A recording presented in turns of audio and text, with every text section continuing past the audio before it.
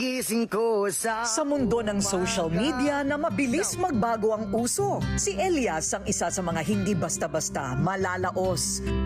Kasi dala niya ang kakaibang saya at enerhiyang nakakahawa. Hindi lang siya simpleng content creator na tulad ng iba. Iba siyang trendsetter na marunong makiramdam sa pulso ng masa. ay naisip ko talaga kung saan ako nanggaling, ganun pa rin, walang pagbabago. Totoo ba? At saka, paminsan-minsan tinatanong ko rin yung sarili ko na sikat na ba ako, ganun. Pero hindi ko talaga sinasabi sa mga tao na sikat na ako, ganun. Parang normal lang talaga. Parang Pero walang pag bumalik ka dun sa inyo, hindi ka ba pinagkakaguluhan? pinagkaguluhan din naman. Sa totoo lang, may kakaiba sa kanyang presensya. Kombinasyon ng kumpiyansa at pagiging natural, kaya patok at nakakaaliw. Nakikita rin ang dedikasyon at pagmamahal sa kanyang ginagawa. Yun nga lang, iba talaga ang bali ng mga pilantik ng kamay at moves nitong si Elias. Medyo napapaisip tuloy ako, Elias, aminin mo na nga ang totoo. Legit ba talaga? Isa kang tunay na lalaki? Pero hindi ka bading. Lalaki talaga ako. Lalaki ka Lalaking talaga. lalaki. Eh, Malambot lang yung katawan, pero lalaking lalaki po. Alam mo, eto, hindi ako naniniwala. Tunay ka ba talagang lalaki? Lalaki ako. Magaling ka magpanggap. Kung sa bagay, magaling naman talagang magpatawa at mag-entertain si Elias. Kaya ang mga fans laging jam-packed sa kanyang mga concert. Hindi rin maikaila na ang daming girls ang naghahabol sa kanya. Nandiyan pati pinag-inuman niya ng bote ng tubig, halos lunukin daw ng isang fan. Ang iba naman, sobra siyang lingkisan on stage at pilit pa siyang ginigilingan. May naging kontrobersyal pangaraw na babaeng hinalikan siya sa labi. Naku po, lagot ka Elias sa misis mo. So, ano naman itong babae na nililink sa'yo?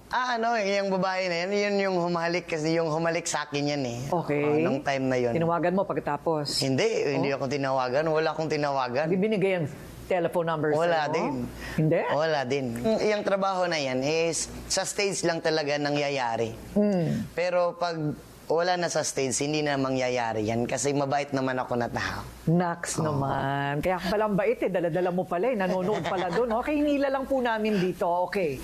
Hindi ka ba nagsiselo sa mga girls na tinatapon yung sarili nila sa kanya? Dati po, ma'am, aminado po talaga ako na nagsiselos talaga ako. Pero kalaunan po, naintindihan ko na naman po kasi parte lang po yun ang trabaho. Ganon? Totoo? Praktisado naman yung sagot mo. Totoo ba yan? Opo, ma'am.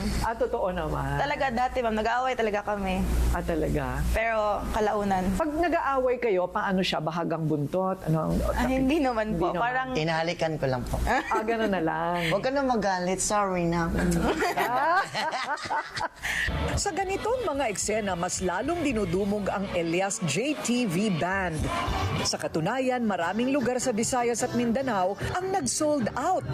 Tulad sa Iloilo, Davao, Cebu, Antique, Bohol, at marami pang iba. Maging sa Luzon tulad ng sa Bulacan, abay rumatsyada sila. Halos dumagundong din ang hiyawan sa Big Dome ng Araneta City. Pero sa kabila ng tagumpay, ang bawat miyembro nananatiling mapagpakumbaba. Wala raw pasaway at nag-aaway-away. We are from different bands po sa Mindanao. Kumbaga nakamit lang kami sa isang grupo po. Ayan. Pinapakita namin kung ano talaga kami, kung sino talaga kami. Ang genre po na tinutugtog namin is reggae, ska. Sulit na sulit po mapanood ang Elias JTV Band kasi pinapasaya lahat namin yung mga nanonood sa stage. Para po sa amin, mga magkakapatid po kami. Hindi lang po basta kapatid lang, kumbaga kahit yung mga kumbaga family na talaga. Masayang-masaya po kami na nakakapagpasaya po kami ng maraming tao. Hindi lang po dito sa Pilipinas at saka yung mga OFWs po sa ibang bansa. Ang may papangako po namin ay mas lalo pa namin gagalingan at mas marami pa kayong aabangan na ipapakita at ipaparinig sa inyo ng Elias JTV Band. Okay. Magkukulit po sila pero sa trabaho po sila.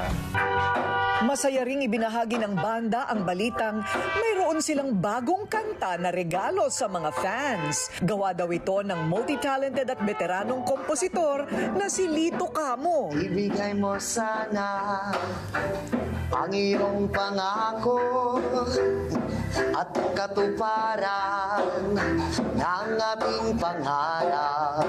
Sa dami ng nakahilerang mga gigs at konsyerto ni Elias, ipinagmamalaki ni Abigail, ang kanyang misis, na hands-on daw talaga ang mister sa kanilang bahay at hindi nagkukulang sa pag-aasikaso sa kanilang anak. Bilang tatay naman, kumusta naman si Elias? Hands-on po talaga siya sa anak namin. Siya yung nagpapaligo, sinasabay niya talaga doon sa bukid. Aminado ang mag-asawa, magkaiba ang kanilang personalidad. Kaya nga sila nag-click. So bilang asawa naman, mabait, naniniwala kang mabait. Hindi naman pareho silang Medyo tumawa. ano Ano po. ibig sabihin? Pero nga din eh. Ano ibig sabihin nun? Medyo makulit lang talaga po siya, man ng aasar, apo, tas Okay. joker. Kaya minsan nagka-clash yung personality namin kasi ako po seryoso, tapos siya tawa ng tawa. Oo nga no, medyo seryoso siya. Kaya kayo click. Apo. Diba? Kaya nga paminsan-minsan natatakot din ako kapag tinitingnan ako. Wala na, ganun na. Sure. Laking pasasalamat ni Elias na naging famous ang kanyang budot steps at pagtangkilik ng mga fans. Dahil dito, nabago ang kanyang buhay. Nabuo na rin silang pamilya. Yung nanay ko nakabalik na, pinauwi ko na kasi. Pinauwi mo Pinauwi na. ko na. Sabi ko, umuwi ka na dito, mas. Ma, kaya na kita. Parang kaya naman kitang buhayin siguro dito sa ngayon. Oo, diba? Napagawa na rin niya ang pangarap na bahay para sa kanyang nanay. Inuna ko yung bahay ni Papa at ni Mama. Yun yung inuna ko. At saka Nagpagawa ka ng bago. nagpagawa ko ng bagong bahay para sa kanila. Pero pa sa amin, wala pa yun. Inuna ko muna ang yung kanila. Ano pa ang mga pangarap mo? Ano, yung pangarap ko na lang is maikot ko yung buong mundo sa pagkukulit. Grabe yung pangarap mo, ha? Kasi, Buong mundo. Kasi sabi ni Lolo sabi ng Lolo ko, at least nangarap ka na lang man din, sulitin mo na lang. Oo nga, libre naman ang Libre mangarap. naman, sabi niya sa akin. Correct. Okay. So, paano mo gusto maalala ng fans mo? Siguro maalala nila siguro yung nagawa kong kabaitan, nagawa kong kasarapan. Naku! Ay! Diyos ko! Mula sa simpleng pangarap na umahon sa buhay, ngayon ay isa ng legend si Elias sa social media. Higit sa pagiging viral figure na kinagigiliwan at sinusubaybayan ng marami. Si Elias ay isang pride ng Mindanao na simbolo ng bagong henerasyon ng digital entertainers. Isang performer na pang world class pero marunong magpasaya at magbigay inspirasyon sa maraming Pilipino na tulad niya kayang magtagumpay. Para sa mga kwentong inyong babalik-balikan, mag-subscribe sa aming mga social media